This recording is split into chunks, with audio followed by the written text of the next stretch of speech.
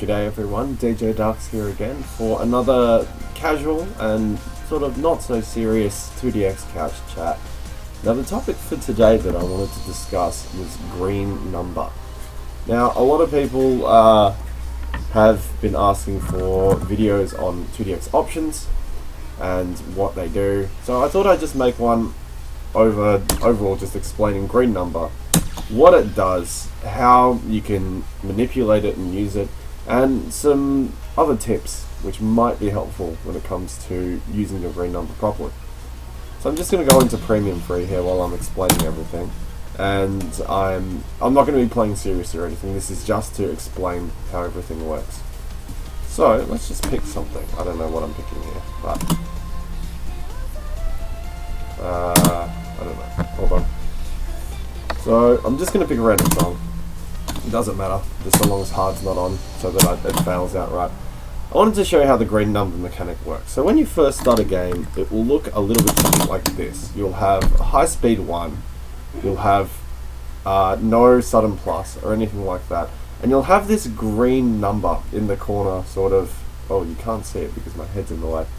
There's a green number which will appear once the sudden plus turns up. As you can see in that corner, up the top there's a number in green, which basically tells you how fast the notes are coming down from the top of the screen. So, for example, if you have 1083, and then say I shift up one high speed, it suddenly changes to 722. And this basically denotes a constant value that the notes will fall down at, in which you can read. So, green number is basically the speed in which you can read at comfortably. Now, obviously the higher you go with your high speeds, the lower the green number is going to become. So as you can see, when it's on 0, it's on 1083. When you put it all the way up to high speed 4, you get a green number of 271.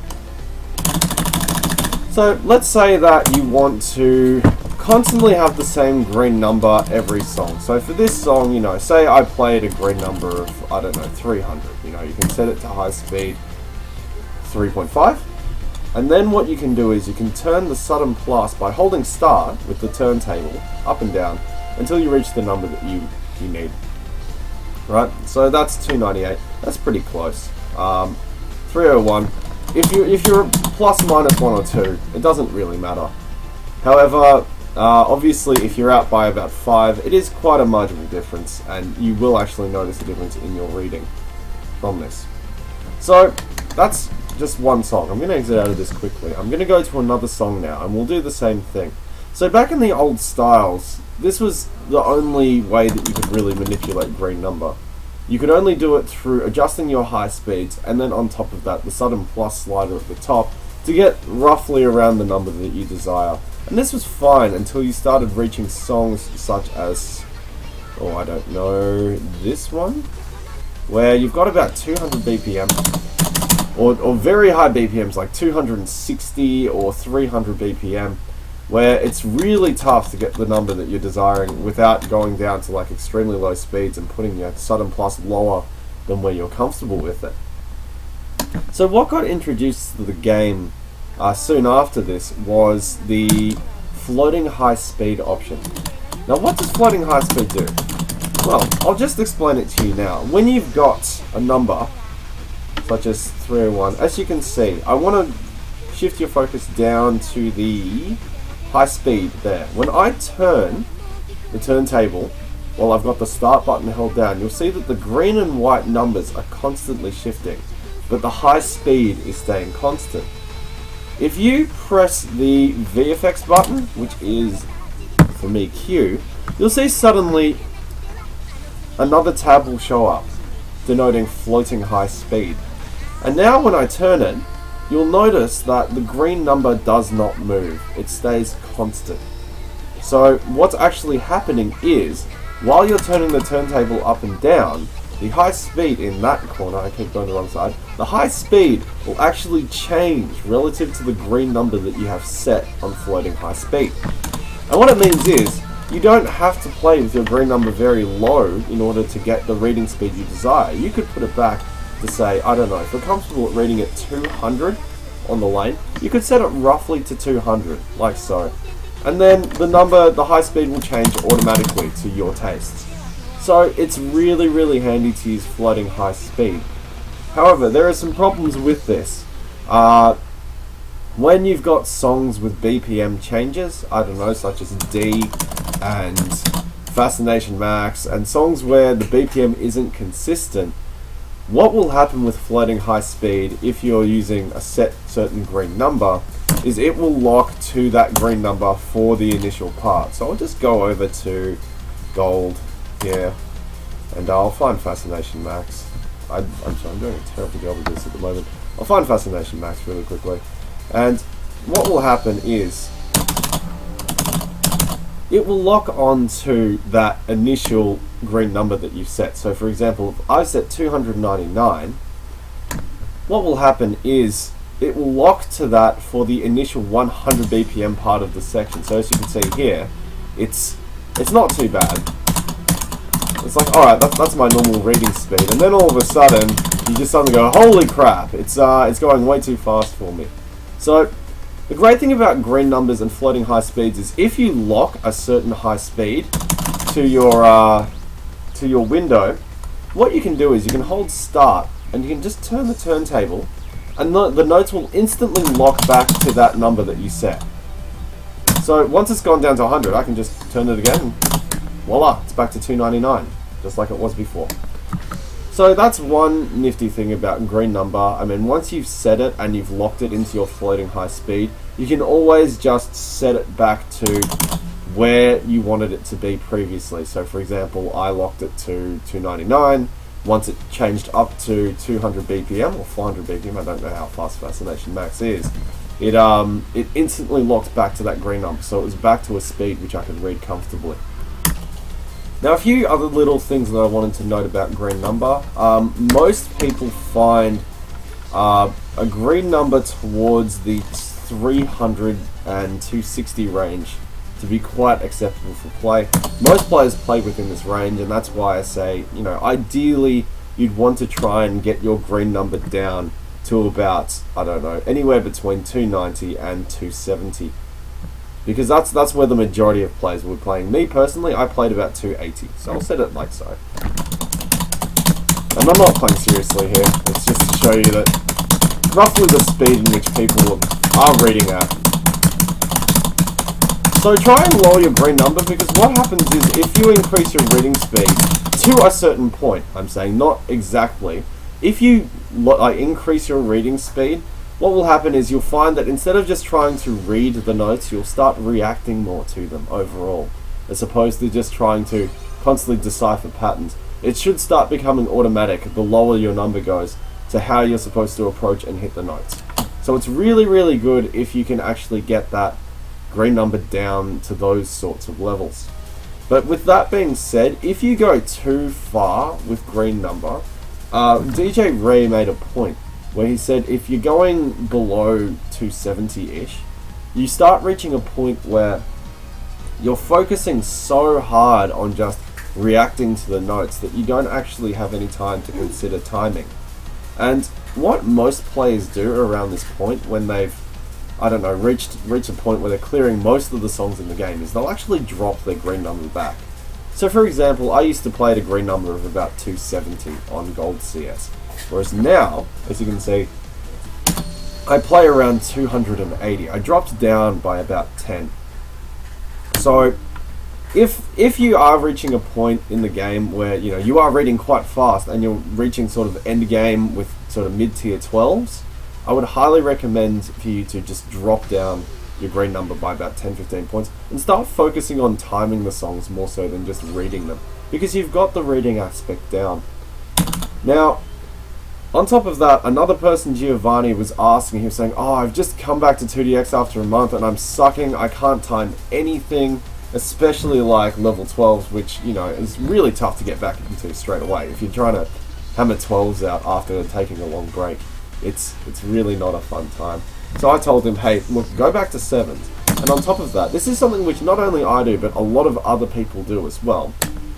They usually drop their green number down by another 10 points. So if I've been out of practice, if I haven't been playing for like a few months, I will go down to 290, and I'll usually put my Sun Plus a bit lower, just so that I can get used to reacting to the notes again. So if you have taken a long break and you're feeling like you're not back, feeling the keys as you used to, don't be afraid to put your green number down again, just by a little bit. So increase it by a little bit, because otherwise, you'll have trouble just reading the charts or trying to react to the charts. If you're in practice, obviously, the more that you practice, the more that you can lower your green number and eventually be back to the point that you were.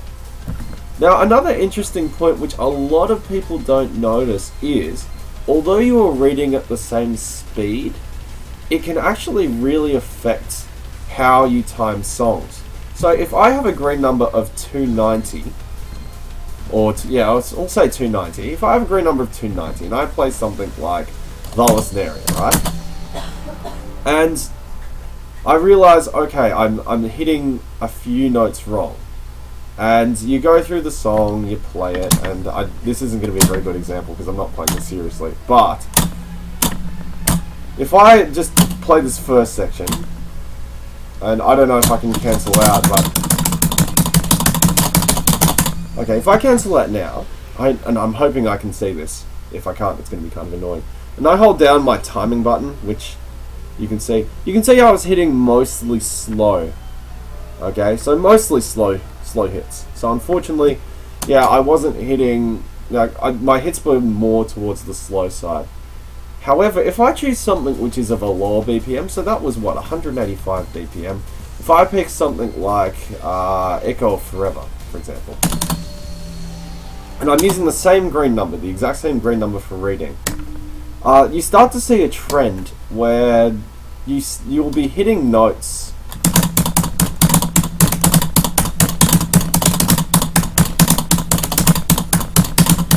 Okay, I'll stop there. So that was me actually actively trying to hit. But so if I hold down that button again, which is I think it's the effector? Yeah, the effector button on the results screen, I can see, whoa, all of my hits were fast. And then you've got to think, hang on a second, I was using the exact same reading speed for both of those songs. So why on earth am I hitting really fast on some songs and really slow on others? And it comes down to the BPMs of the charts.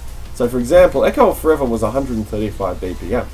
So the hits that you need to do are a little bit slower than something, for example, like Valesneria, which was 185 BPM, right? So you notice these swings in timing when you're checking your timing feedback.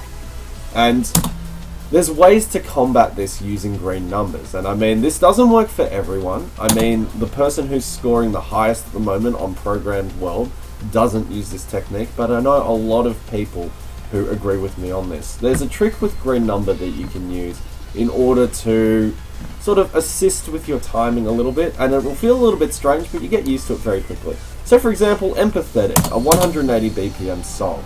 If my green number is something like 290, I might consider going, okay, well, it's a fast song, so I might drop it down to, I don't know, 294 or 293.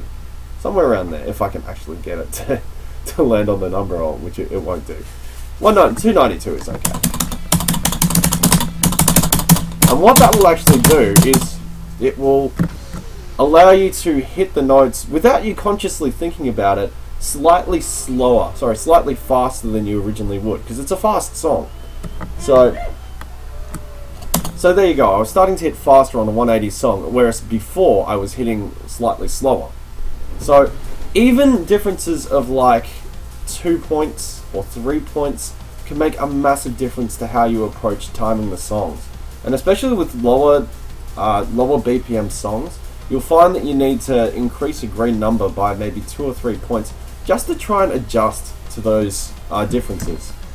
Okay, so a good example that I can give you is if I'm playing around and I play something like, I don't know, 0.0, I might use a green number of like 280.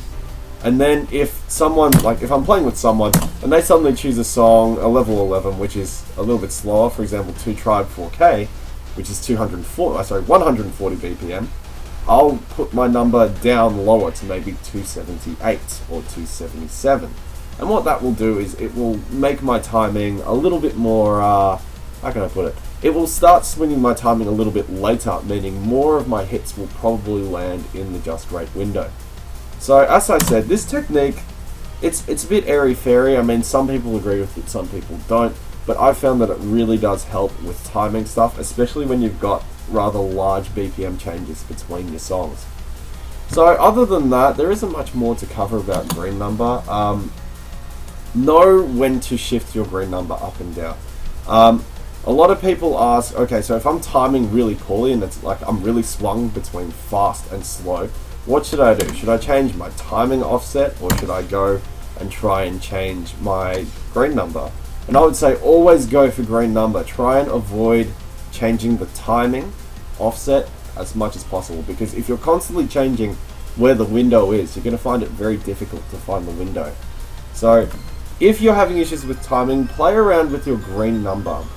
And on top of that, try and play around with, not just that, play around with your sudden plus, because you might find that if you're playing I'll give you an example. If you're playing with something like 280 on a sudden plus of like about 87, like so, you'll find that the notes come down quite fast still. Whereas if you adjust it down to about, I don't know, 300, it's much more, like, it appears slower. I mean, it's the same reading speed, but the notes sort of bunch up a bit more.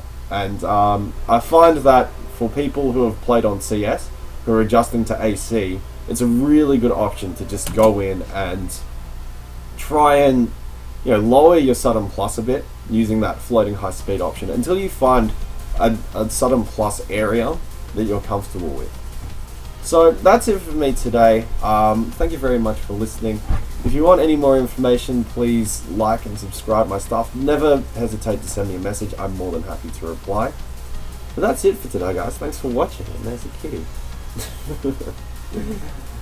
Alright.